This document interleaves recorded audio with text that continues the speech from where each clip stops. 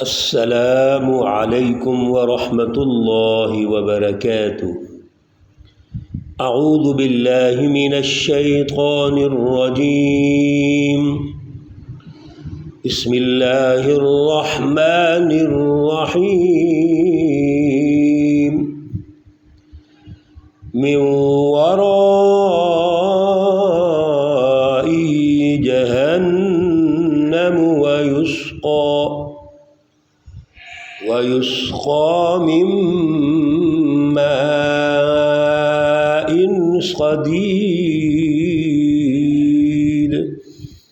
صدق اللہ العلی العظیم۔ اللہم صل علی سیدنا ومولانا محمد النبی الأمی وعلى آلہ واصحابہ وبارک وسلم وصلی علیہ۔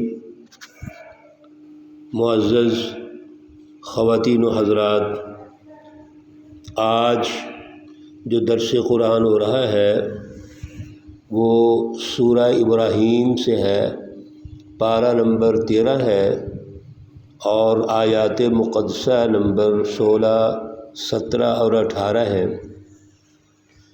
اللہ رب العزت ان آیات کا فہم، ان کا شعور، ان کا اعلیٰ نظریہ ہمیں عطا فرمائے اور پھر ان پر عمل کی توفیق اور صلاحیت عطا فرمائے۔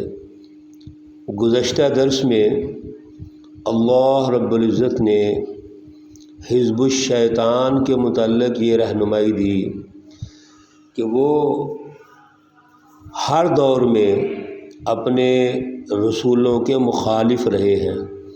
حزب اللہ کے، اللہ کی جو سچی جماعتیں ہیں ان کے مخالف رہے ہیں۔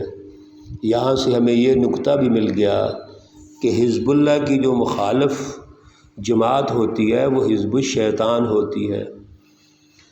کسی بھی دور میں کسی بھی نبی اور رسول کے جو مخالف ہیں وہ عوام نہیں ہوتی۔ آج بھی اگر دیکھا جائے تو عوام الناس اصل میں ان شیطانی ٹولوں کے پیچھے چل رہے ہوتے ہیں جو فساد فی الارض کرتے ہیں، انتشار پیدا کرتے ہیں۔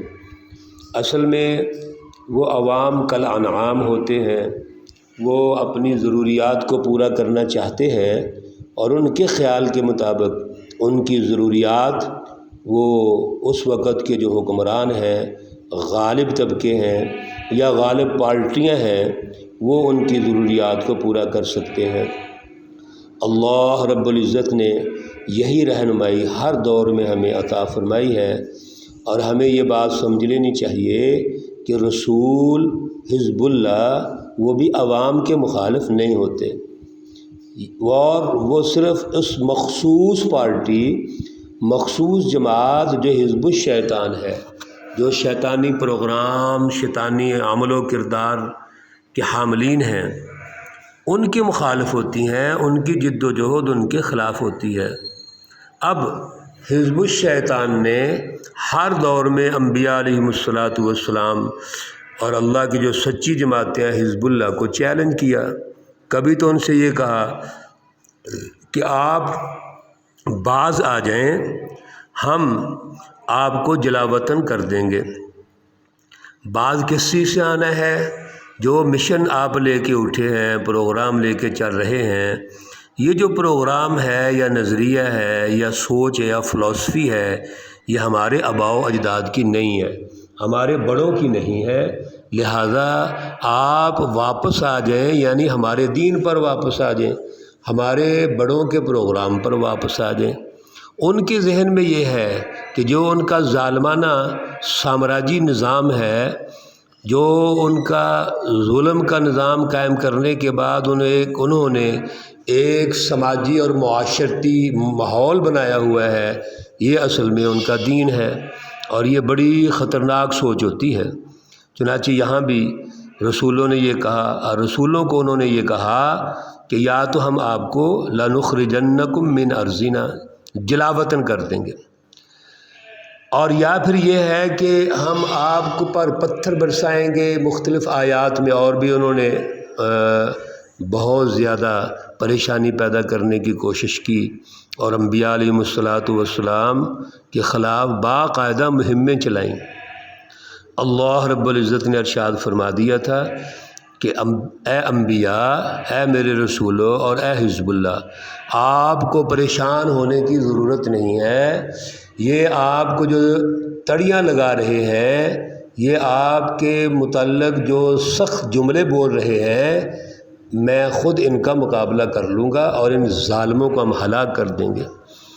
آج کے درس قرآن میں اللہ رب العزت نے اس حزب الشیطان کے انجام کو بیان فرمایا ہے کہ جب حزب الشیطان حزب اللہ کے مقابلے میں آ گئیں اور انہوں نے انبیاء علیہم الصلاۃ والسلام کو باقاعدہ چیلنج کر دیا اور ان کے خلاف مہمیں چلانا شروع کر دیں، تو اللہ رب العزت نے پھر سخت ان سے ان کا جو انجام ہے ان کو دکھایا ہے۔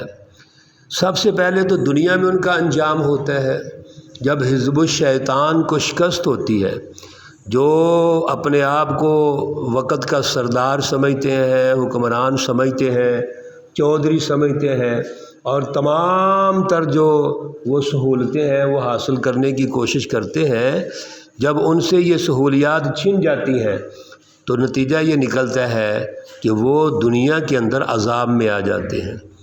وہ بڑے بڑے محلات میں رہنے والے اور اسی طرح بڑی بڑی عیش و عشرت کی زندگی بسر کرنے والے، جب ان کو 2 وقت کا صرف کھانا ملتا ہے، وہ نیچے والی زندگی پہ آ جاتے ہیں، جن کو یہ کمی کہتے ہیں، غریب کہتے ہیں اور مختلف الفاظ سے نوازتے ہیں۔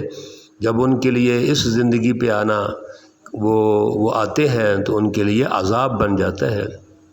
یہ دنیا کا عذاب ہے، شکست ان سے دوچار ہوتے ہیں، وہ اللہ کی جو نعمتیں ہیں جن کے ذریعے وہ عیاشی کرتے ہیں وہ ان سے چھن جاتی ہیں، کیونکہ جو بعد میں عدل والی پارٹی ہے اس نے تو عدل کرنا ہے، سارے انسانوں میں مساوات کی بنیاد پر اور اسی طرح معاشرے کے اندر برابری کی بنیاد پر انہوں نے سلوک کرنا ہے۔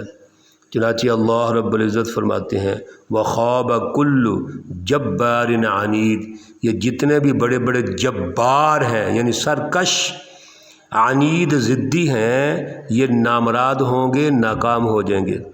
مِن وَرَائِهِ جَہَنَّمْ، پھر اس کے بعد ذرا آگے چلیے، ذرا آگے غور کیجئے، جب اللہ کے حضور پیش ہوں گے تو ان کے پیچھے جہنم ہے۔ اس جہنم کا ہلکا سا نقشہ یہاں کھینچا گیا ہے، اس کی جو تصویر کشی ہے مختلف آیات میں اللہ رب العزت نے مختلف انداز میں فرمائی ہے، لیکن یہاں اللہ فرماتے ہیں اس کے بعد کیا ہوگا، جہنم ہوگی وَيُسْقَى مِن مَّاءٍ صَدِيدٍ، اور ان کو پانی پلایا جائے گا پیپ کا۔ جب ان کو پیاس لگے گی اور شدت کی پیاس ہوگی، وہاں سخت شدت ہوگی، حرارت ہوگی، گرمی ہوگی، تو وہ پانی طلب کریں گے تو اللہ رب العزت فرماتے ہیں ان کو پیپ پلائی جائے گی یا پیپ کا پانی پلایا جائے گا۔ یتجرعہ، وہ اس کو گھونٹ گھونٹ کر کے پئیں گے، جیسے انسان کو بڑی سخت پیاس لگی ہو اور پینے والی جو چیز ہے وہ بھی ناپسندیدہ ہو تو وہ کیسے پیے گا؟ ظاہر ہے وہ گھونٹ گھونٹ کر کے پیے گا، وہ پریشان ہو کے پیے گا۔ وَلَا يَكَادُ يُسِيغُهُ، اور ان کے گلے سے وہ نیچے نہیں اترے گی، یعنی وہ پانی بھی پئیں گے وہ پیپ جو ہے، اور اس کا جو ذائقہ اتنا سخت برا ہوگا کہ وہ گھونٹ گھونٹ کر کے پی سکتے ہیں اور پھر گلے سے نیچے، حلق سے نیچے نہیں اترے گی۔ وَيَأْتِيهِ الْمَوْتُ مِنْ كُلِّ مَكَانٍ، اور ہر طرف ان کو موت نظر آئے گی، جیسے انسان سخت حالات میں ہو اور یہی دیکھتا ہے کہ ابھی میں مرا، بس میں جانے لگا ہوں، لیکن ہوگا کیا، وَمَا هُوَ بِمَيِّتٍ، وہ مریں گے نہیں ہیں، موت نظر آئے گی، موت کا ماحول ہوگا لیکن وہ مریں گے نہیں۔ وَمِن وَرَائِهِ عَذَابٌ غَلِيظٌ، ابھی یہاں بس نہیں ہوئی، سنیے ذرا محترم خواتین و حضرات، سنیے اور اللہ رب العزت سے توبہ کیجیے، معافی مانگیے کہ یہ جو عذاب اللہ بتا رہے ہیں، اس کے بعد اللہ نے ایک بڑا خوبصورت جملہ بول کر اس کو جامع انداز میں بیان فرما دیا، وَمِن وَرَائِهِ عَذَابٌ غَلِيظٌ، اور ان کے پیچھے اور بھی بڑا سخت عذاب ہوگا۔ اللہ رب العزت نے اگلی آیت میں، آیت نمبر 18 میں، ان کافروں، منافقوں، مشرکین اور حزب الشیطان کا نقشہ کھینچا، مثال دی ہے، مثل الذین کفروا بربہم اعمالہم، ان کافروں کی مثال ایسے ہے، حزب الشیطان کی مثال ایسے ہے جیسا انہوں نے اگر کوئی اعمال کیے، بظاہر اچھے اعمال بھی کیے ہیں، بظاہر عنوان بڑا خیر خواہی کا لگائیں گے، آج بھی جو ہماری سیاسی پارٹیاں ہیں بڑے بڑے خوبصورت لیبل لگائیں گے اور خیر خواہی بھی کر جاتی ہیں، کچھ عوامی کام بھی کر جاتے ہیں۔ اللہ فرماتے ہیں کہ یہ جتنے انہوں نے کام کیے ہوتے ہیں، کَرَمَادٍ اشْتَدَّتْ بِهِ الرِّيحُ فِي يَوْمٍ عَاصِفٍ، یہ اس راہ کی طرح ہیں جب کوئی شدید تیز آندھی آتی ہے، ہوا آتی ہے، طوفان آتا ہے، تو وہ طوفان اور تیز آندھی اس راہ کو بہا کے لے جاتی ہے، اڑا دیتی ہے۔ یہ ان کے اعمال ایسے ہوں گے۔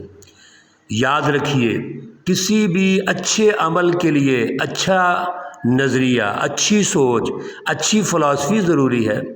اگر آپ کی نیت ہی ٹھیک نہیں ہے، نیت یہ ہے کہ ہم لوٹیں، لوگوں پہ ڈاکے ڈالیں، چوریاں کریں، اور عنوان آپ بڑے خوش نما لگا دیتے ہیں، رفاع عامہ کے عنوان لگا دیتے ہیں، مذہب کے عنوان لگا دیتے ہیں، خدمت خلق کے عنوان لگا دیتے ہیں، تو یہ جتنے اعمال ہوں گے یہ ایک راہ کی طرح ہوں گے اور وہ تیز آندھی ان کو اٹھا کے لے جائے گی۔ لا يقدرون مما كسبوا على شيء، وہ کسی ایک چیز پر بھی جو انہوں نے کوشش کی، محنت کی، اس پہ وہ طاقت نہیں رکھتے۔ ذالک هو الضلال البعید، بڑا خوبصورت جملہ اللہ نے انڈ پر فرمایا، آخر میں فرمایا، وجہ کیا ہے؟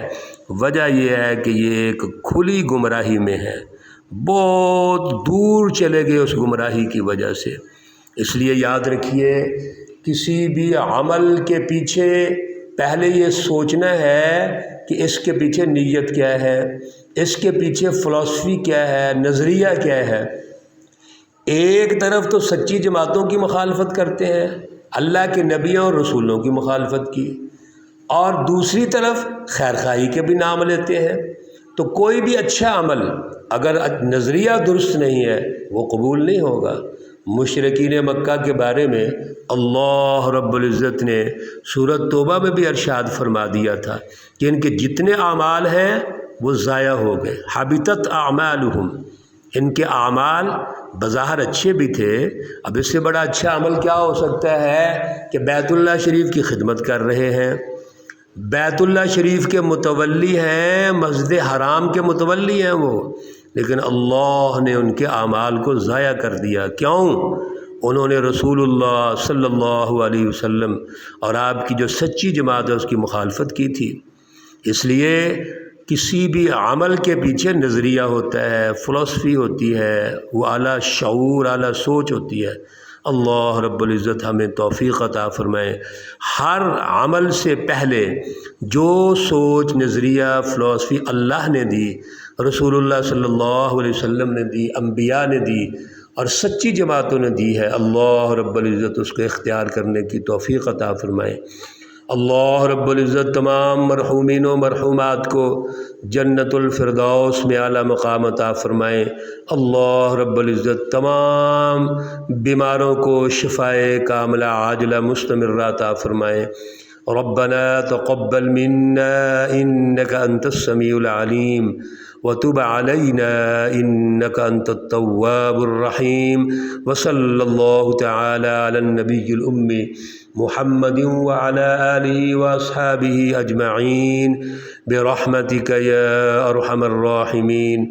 السلام عليكم ورحمة الله وبركاته۔